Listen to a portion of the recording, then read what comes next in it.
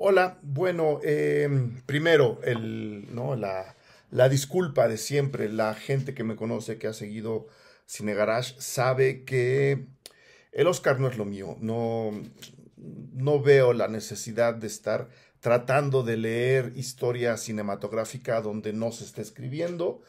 La historia del cine se hace de otra forma, no en la ceremonia del Oscar. Entonces, aclaro, ¿no? La entrega en sí no la vi. Lo que he revisado hoy, un día después de la entrega 97 del Oscar, es, pues sí, la lista de ganadores que ya está publicada en cinegarage.com y en patreon.com/cinegarage, con las ligas a los podcasts que hicimos sobre las películas y a las críticas de todas las películas de todas las películas ganadoras.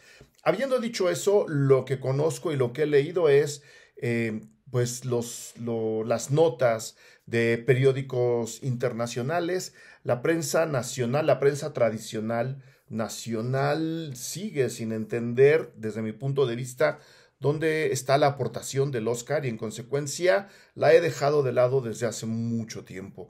He checado algunas reacciones en redes sociales, he visto algunos clips que han subido a internet, un par de ellos que me llegaron de Tele Nacional que me parecieron lamentables alrededor de la cobertura del Canal 7, de un conductor insultando directamente y de manera abierta en televisión nacional, en una transmisión que supongo además se está viendo en otros países, a la periodista Linet Puente, que merece todo mi respeto y que tiene una trayectoria en particular alrededor del cine bastante fuerte. Entonces, ojo ahí, ojo a quién le están dando micrófono. Parece que no están entendiendo la responsabilidad que tienen enfrente, por no hablar de educación mínima, ya no digamos de convivencia frente a las cámaras, de convivencia con los demás. Pero bueno, vámonos a donde tenemos que ir. Sí, Emilia Pérez perdió prácticamente todas las nominaciones que tenía, que muchos dábamos casi casi por seguras. Y si bien en el podcast que hice con mi querido amigo Rafa Sarmiento, a quien felicito por la cobertura que hizo él al lado de Ileana Rodríguez, estuve viendo algunos clips en internet. Se vaticinó en ese podcast que la película se iba a llevar dos Óscares. Al final así ocurrió. No, uno estaba cantadísimo, que era el de Zoe Saldaña. Ninguno de los dos que se vaticinaron ahí se los llevó la película. Ya lo saben, el problema alrededor de los tweets racistas y xenófobos de Carla Sofía Gascón le dieron un giro completo a las posibilidades de la película, y en lugar de llevarse mejor película internacional, mejor actriz protagónica, que eran los dos que se habían vaticinado, la película, fíjense, termina por asentarse. Yo desde un momento, y ahí está mi crítica como testigo, dije, eh, la película es Zoe Saldaña. El personaje realmente interesante, quien lleva el discurso a cuestas, es el personaje de Zoe Saldaña. Esta abogada que ve su mundo completamente transformado alrededor del contacto con este narcotraficante, que ha decidido transicionar hacia mujer. Es ella quien además, actoralmente, en realidad, lleva la película sin que los demás lo hagan mal, ¿eh? No estoy diciendo eso.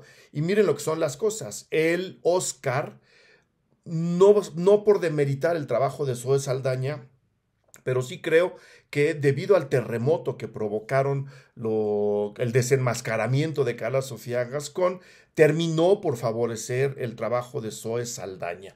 No estoy queriendo leer la manera en cómo votó la gente de la academia, que es uno de los vicios de la prensa nacional. Quieren imaginar a todo mundo sentado diciendo: si le vamos a dar esto a esta, no podemos darle esto, en consecuencia hay que darle también este, pero que este se lleve esto otro. Eso no ocurre, no trabaja así. Lo que sí creo es que a la hora de votar, mucha gente volteó a ver el trabajo de Zoe Saldaña y se dieron cuenta que, número uno, el personaje es importante, el personaje importante es el de ella. Número dos, quien realmente lleva la película a cuestas es ella. Y número tres, el mejor número musical de los varios que tiene la película, que a mí me satisfacieron mucho, y lo dije también en mi crítica y en el podcast, que repito, pueden encontrar en Cine Garage, lo interpreta ella. era hasta cierto punto natural que, teniendo que dejar de ver a Carla Sofía Gascón, todo el mundo volteara a Zoe Saldaña. ¿Qué fue lo que ocurrió después en estos problemas? Yo creo, me lanzaba la pregunta en un video que colgué entre la lista de nominados y ayer. Hay un video que aquí voy a dejar la liga para que lo puedan checar, en donde dije, el problema real que desató Emilia Pérez y los tweets de Carla Sofía Gascón tenemos que preguntarnos si vamos a validar a esta persona, a Carla Sofía Gascón, con este pensamiento retrógrado e inculto, a través de aplaudir la película con premios o sin premios, se pueden separar, no tenemos que validarla. Yo creo que si hubo votantes que decidieron a final de cuentas quitar su voto a Carla Sofía y quitar su voto a la película, hicieron bien. Esos discursos no se deben de validar de ninguna forma. El daño colateral es la película en sí. Creo que, tomando al cine como lo que es un trabajo de equipo, sí, Carla Sofía merecía no tener validación a través de un premio directamente vinculado con ella. Creo que la película recibió golpes indirectos que terminaron por tumbarla y por elevar Ya no, aún estoy aquí, que honestamente no me parece tan buena película como varias otras de las nominadas en esa misma categoría. Al final gana, no de rebote, tiene sus cualidades, pero sí creo que el resto de las nominaciones son daños colaterales de lo ocurrido alrededor de Carla Sofía Gascón. Son daños colaterales de los que hay que lamentarnos. No. La película acabó pagando por tener a una persona como esas trabajando en un equipo tan grande como ese. Hay que tener cuidado con la gente a la que se selecciona para trabajar en proyectos interesantes, abiertos, artísticos, como lo es una película. Luego, Zoe Saldaña recibe su Oscar y una compañera mexicana le pregunta, desde mi punto de vista de manera redundante, sobre las reacciones alrededor de Emilia Pérez en México y si ella tenía algo que decir.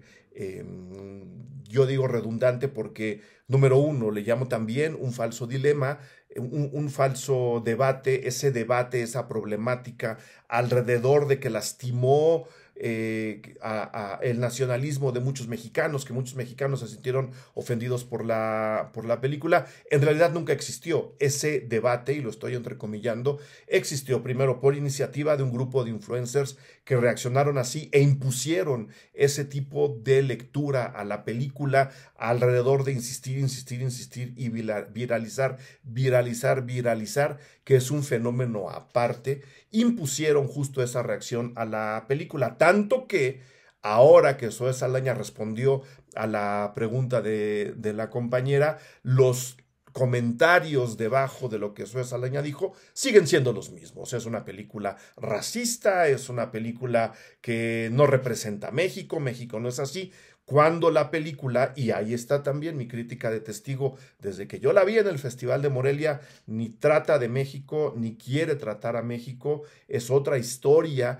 Y lo dije también que, curiosamente, fue lo que dijo Zoe Saldaña ayer, pudo haber ocurrido no solo en México, pudo haber ocurrido en Miami, pudo haber ocurrido en Finlandia, pudo haber ocurrido en Suecia, que están teniendo ahora problemas muy similares en cuestión de delincuencia organizada. Pudo haber ocurrido en cualquier parte del mundo. Alguien respondió por ahí, pero entonces no debieron haberla, o sea, se están robando incluso la problemática del crimen organizado y del narco de México, y aún así, hombre, eso no es un problema nacional, es un problema universal, y ahí estoy por completo con Zoe Saldaña, no solo por esa circunstancia, sino porque evidentemente la película es otra cosa. Y de hecho la película es sobre su personaje. Ayer ella todavía dijo, estamos hablando de 4 mujeres, la película es su personaje, y eso pudo haber ocurrido en cualquier parte del mundo. Si hay gente que se sigue azotando por esta supuesta afrenta a México alrededor de Emilia Pérez, creo que ya estamos neceando demasiado. Yo estoy a favor de que no se haya validado a través de premiar a la película discursos retrógrados, ultraconservadores, antiderechos como los que lanzó Carla Sofía Gascón, sí. De eso a seguir alimentando la hoguera de la persecución hacia la película, creo que estamos neciando demasiado y ya deberíamos haber dejado pasar ese círculo vicioso desde antes de la premiación. Por eso digo que la pregunta era redundante. ¿Buscaba clics? Sí. ¿Los consiguió? Sí. ¿Los consiguió de la mejor manera? Creo que sí, pero creo que esa pregunta o ese acercamiento pudo haber tenido todavía una envoltura menos azotada, por decirlo así. Dejamos al lado el tema Emilia Pérez y toda la pérdida de premios que tuvo, levantamos a Nora y encontramos a una, como también lo dije en mi crítica, ahí están todas pegadas, estupenda película. ¿Merece Sean Baker todo lo que recibió? Por supuesto que lo merece, no solo porque dejó sangre, sudor y lágrimas para levantar este proyecto, no solo porque lo hizo en términos de la industria de Estados Unidos con muy poco dinero, $6 millones para los estándares de esa industria es muy poco. Es un trabajo espectacular, sí. Me preocupan dos cosas, que de nuevo no se esté queriendo comparar al llamado cine independiente de Estados Unidos con el cine independiente o no que se hace en México. Con ese dinero se habrán hecho por lo menos 4 películas mexicanas. Numéricamente hablando, sí hay una diferencia muy, muy grande y ahí es donde yo creo que debería estar el debate en este país de si allá este personaje apenas pudo conseguir $6 millones para hacer su película y aún así logra un peliculón como es el de Anora, ¿qué estamos haciendo nosotros con el cine independiente? ¿Cómo lo vamos a poder apoyar? ¿Qué tipo de historias vamos a poder apoyar como país? ¿Necesitamos más dinero para el cine? Sí. ¿Necesitamos generar un mejor entorno para que el cine independiente florezca con menos dificultad? También. Creo que eso es lo que deberíamos estar debatiendo y no otras cosas que además me preocupan mucho, que ahora iré para allá.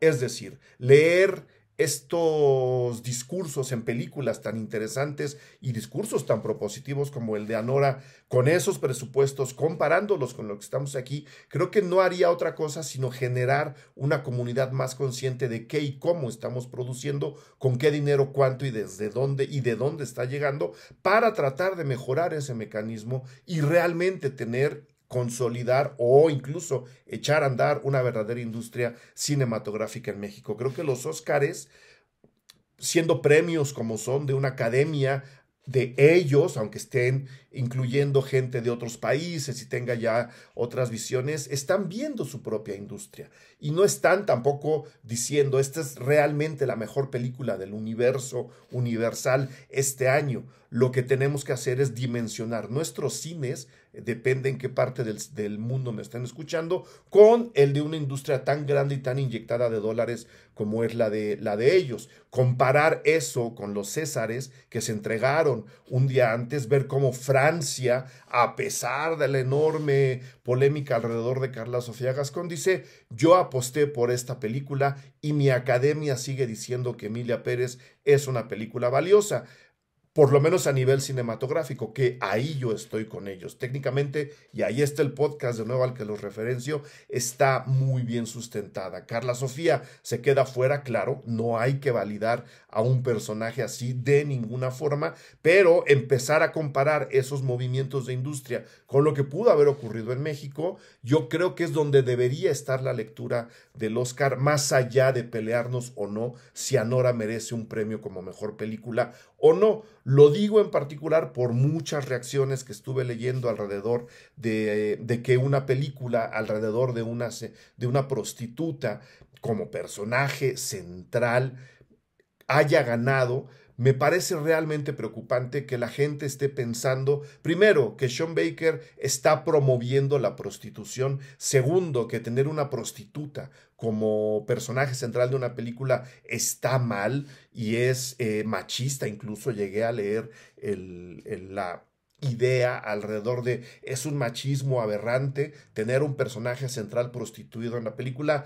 Creo que ahí de nuevo es donde tenemos que empezar a tratar de ver al cine como lo que es en el sentido de vamos a leer las mecánicas de las películas, estas apreciaciones fugaces, estos finales explicados que imponen una sola lectura, un solo punto de vista de gente que a muchas de las veces tampoco sabe ver cine, nos están haciendo mucho, mucho daño a la hora de dejarnos ver, disfrutar y entender las películas como nosotros queramos y por supuesto a entrar a los discursos reales de la película. A mí el discurso de Anora se me hace fenomenal, humano, abierto, tremendamente crítico al sistema capitalista que impera en Estados Unidos y que estamos viviendo cada vez más de manera salvaje. Se me hace una película tremendamente oportuna en cuestión de división social, en cuestión de empobrecimiento, en cuestión de quiénes son los que se están haciendo ricos y quiénes son los que apenas tienen para pagar la renta. Creo que la película habla de muchas más cosas que buena parte de la opinocracia obvió porque no la vieron o porque realmente cuesta mucho menos trabajo lanzar odio o aplausos así, ¿no? Radicales a una película que entrar al debate y al diálogo real con públicos como el que afortunadamente tiene Cine Garage. Me preocupa mucho que supuestas lecturas de avanzada terminen justo viendo a la película Anora en particular como lo quieren ver, como una oda a la prostitución. Me preocupa mucho que supuestas lecturas humanistas y de avanzada terminen lanzando un discurso completamente diferente y contrario, es decir, terminen por convertirse en herramientas de conservadurismo hacia un arte que necesita liberarse todavía más como es el cine. Hablando más allá del sexo, hablando de las temáticas, el cine industrial universal se ha endulzado de una manera bien, bien peligrosa y por eso películas como Anora generan tanta corrosión y comezón, porque siendo divertida, estando estupendamente bien producida, bien editada, teniendo influencias de los grandes cineastas de una o dos generaciones anteriores, en un ritmo tan avasallador como el que tiene, teniendo uno de los mejores finales en lo que llevamos del siglo XXV, esté siendo tachada de machista, de sexista, de prostituir a las mujeres, de verlas como objeto, ¿no? Cuando en realidad está haciendo un ejercicio crítico muy fino, al mismo tiempo muy puntual y, como lo estamos comprobando, bastante debajo de la superficie, a donde no llegan las lecturas de su TikToker de confianza. Entonces, creo que como público necesitamos empezar a ver al cine como lo que es. Creo que tenemos que caminar para allá. Y pues bueno, nada más comparando, ahí está El Brutalista que se llevó sus premios, ahí está Northernland, que también deberíamos estar hablando del ganador, de la película ganadora a mejor documental, una película que llega directamente desde la academia, ahora sí, validando a personajes y discursos que le hablan de manera frontal y en contra a un discurso oficialista que quiere imponerse a toda costa, que es en este caso el de Trump y el de Netanyahu, con una política sionista realmente agresiva, ya completamente descarada. No es que la academia tenga una posición política realmente humanista, pero tampoco es que se trate de una academia tremendamente conservadora y creo que haber elegido, mucho más allá de que es un muy buen documental, a No Other Land, sí pasa, sí marca una distancia entre lo que el oficialismo quiere imponer como ideología nacional y lo que una academia un poquito más universal, un poquito más abierta. Hollywood no es que sea de derechas, pero tampoco es, digamos, una bandera hacia las libertades al 100% y de manera más combativa. Al poner a No Other Land de nuevo en primer plano, deja ver que esa película tuvo y tendrá muchos problemas para distribuirse en Estados Unidos y allá verán si averiguan por qué y por qué no la pone en el centro del debate en países donde sí la podemos ver. La película está actualmente en cines mexicanos y sí marca esta distancia. La enorme ganadora de la noche, yo creo, es Flow. hablando de cine independiente, hablando de cine de bajo presupuesto, hablando de proyectos más humanos, de libertad creativa, que es algo que también tuvo Sean Baker con Anora. Ahí está el cine independiente, en lo que los estudios han controlado y lo que un cineasta como Sivalodis o como Sean Baker pueden hacer sin el enorme peso y el control de los estudios y de las productoras de los grandes estudios. Esas dos películas demuestran realmente lo que el cine contemporáneo a nivel industria puede generar sin el peso de las grandes productoras, con libertad creativa para sus equipos. Pero también nos tiene que hacer ver que tenemos que darle más dinero a ese tipo de manifestaciones culturales, que es lo que son, más allá de que las películas salgan más perfectas o puedan tener más dinero para alargar tomas o para lo que ustedes quieran, para que esos equipos creativos se mantengan y sigan trabajando y en consecuencia contaminen a otros equipos creativos que pueden empezar a generar otros discursos, otras ideas, otras imágenes en un cine que lo necesita, yo creo, como nunca.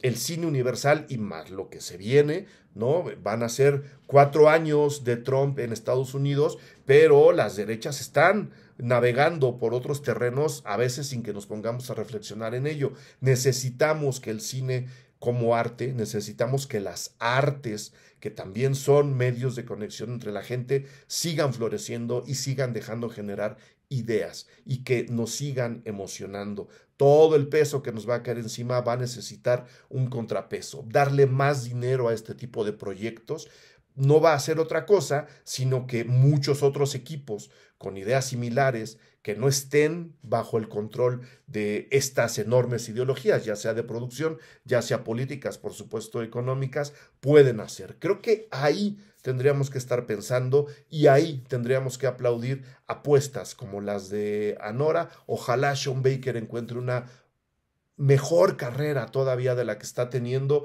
a nivel de poder producir, que no se convierta otra vez en este Scorsese que por mucha fama y mucho dominio del lenguaje cinematográfico, o quizá por eso, es que siempre se le entorpece conseguir dinero para sus proyectos. Ahí es donde tendríamos que estar platicando sobre lo que ganó o no ganó en el Oscar, creo yo. Entonces, ahí dejo mi comentario.